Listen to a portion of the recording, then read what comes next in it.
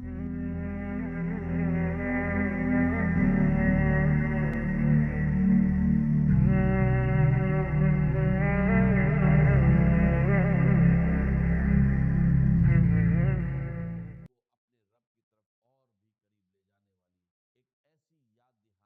شخص کا کارنامہ، وہ یہودی فتنہ گر، وہ روح مصدق کا بروز، ہر قبا ہونے کو ہے اس کے جنوں سے تار تار۔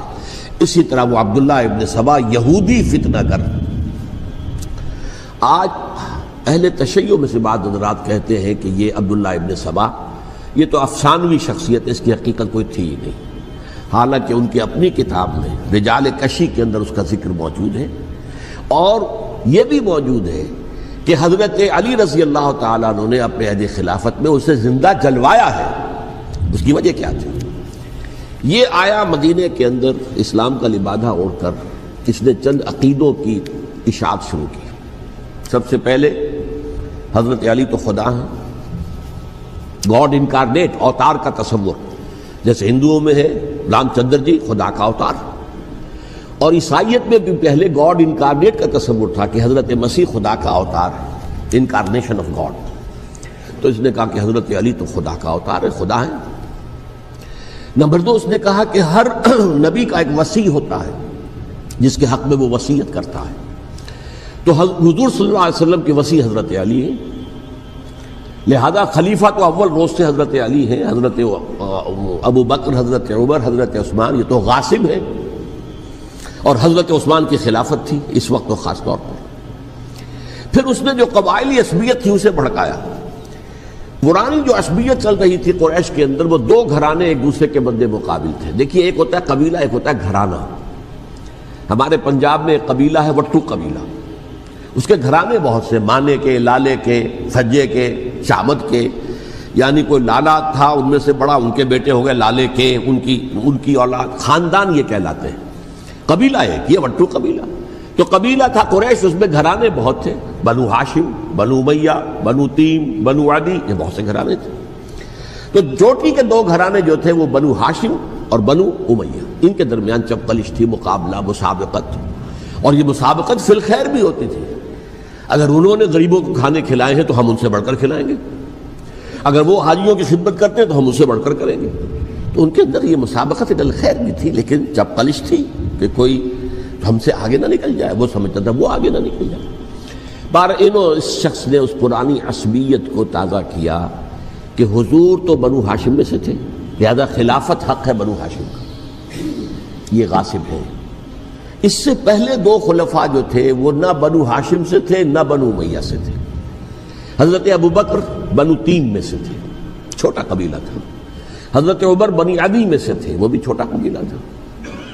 یہ حضرت عثمان پہلے خلیفہ جو بنو امیہ میں سے تھے، جن کی پرانی چپقلش بنو ہاشم سے تھی۔ اب اس کو موقع مل گیا کہ پرانی قبائلی عصبیت کو بھڑکائے۔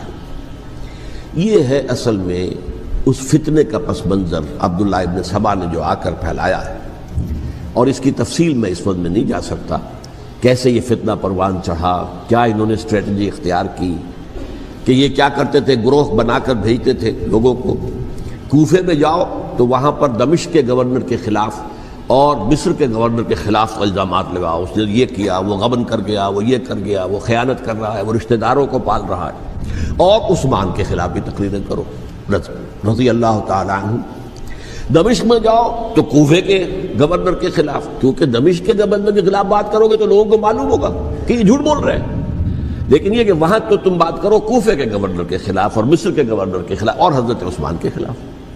مصر میں جاؤ تو بات کرو کوفے کے اور شام کے گورنر کے خلاف اور حضرت عثمان کے خلاف۔ یہ انہوں نے ایسا اٹھایا، اور اس زمانے میں آپ کو معلوم ہے ذرائع رسل و رسائل تھے نہیں، نہ اس فتنے کی پتہ چل سکا جب تک کہ وہ فتنہ جو ہے پوری طرح برگ و بار لا کر تراور درخت نہیں بن گیا۔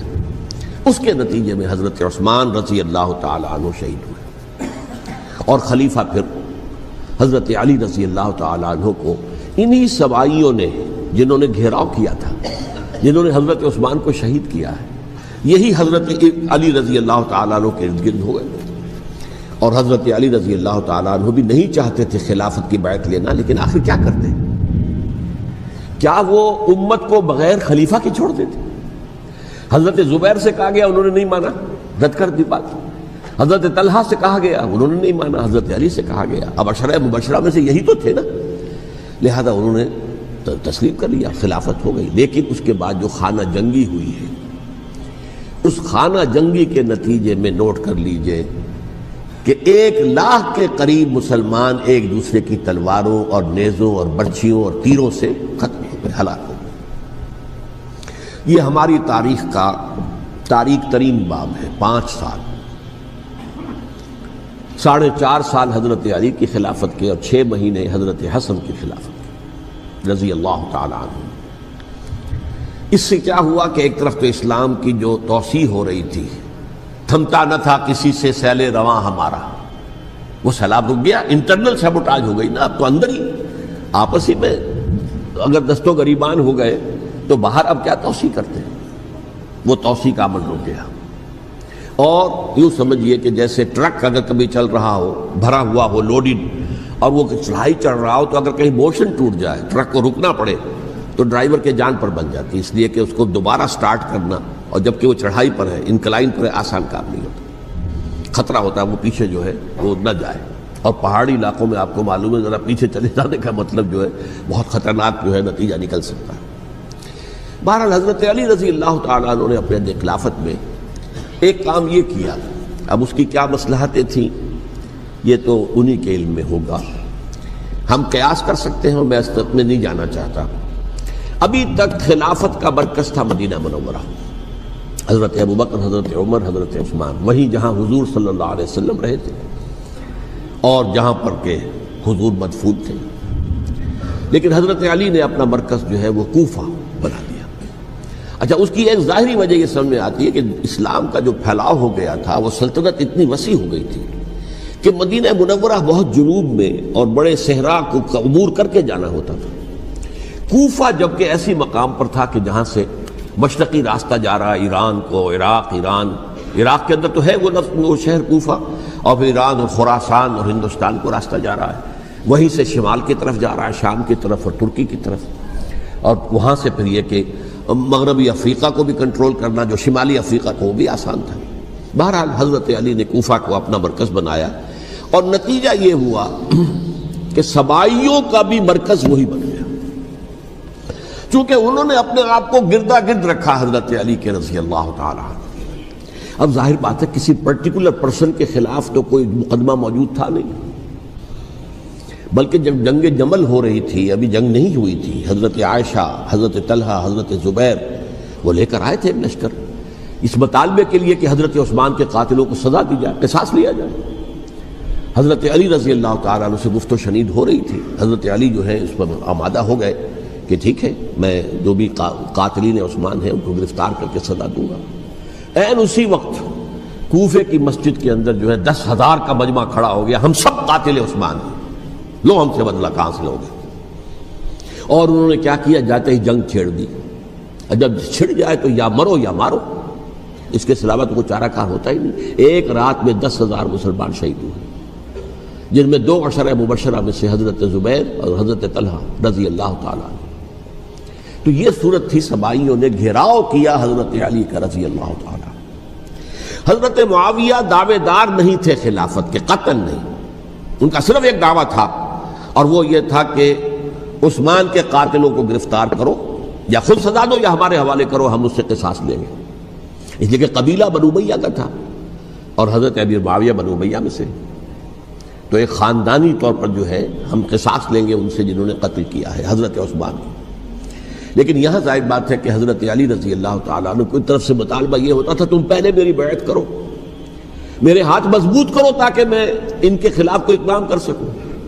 لیکن انہیں یہ اندازہ تھا کہ اگر میں نے بیعت کی تو ظاہر بات ہے کہ حضرت علی تک پہنچنے سے پہلے مجھے گردن بڑھا دیں گے یہ لوگ، اس لیے کہ سبائی جو ہے وہ آپ کو گھیرے ہوئے۔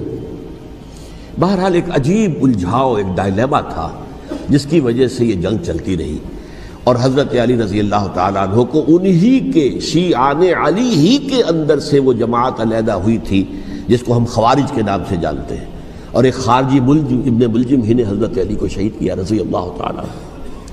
پھر حضرت حسن رضی اللہ تعالیٰ عنہ اب دیکھیے کس قدر صحیح بات تھی جو حضرت علی رضی اللہ تعالیٰ عنہ نے فرمائی جب ان سے کہا گیا کہ کیا ہم آپ کے بیٹے حسن کے ہاتھ پر بیعت کر لیں رضی اللہ تعالیٰ عنہ.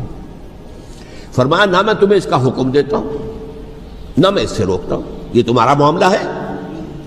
امرہم شورا بینہم, تم اپنے باہمی مشورے سے جو فیصلہ کرو گے ٹھیک ہے, میں نہ حکم دیتا ہوں نہ روکتا ہوں. اس کا کیا مطلب ہے؟ باپ کے بعد بیٹے کی خلافت ہرگز حرام نہیں ہے, ورنہ کہتے کیسے ہو سکتا ہے میرا بیٹا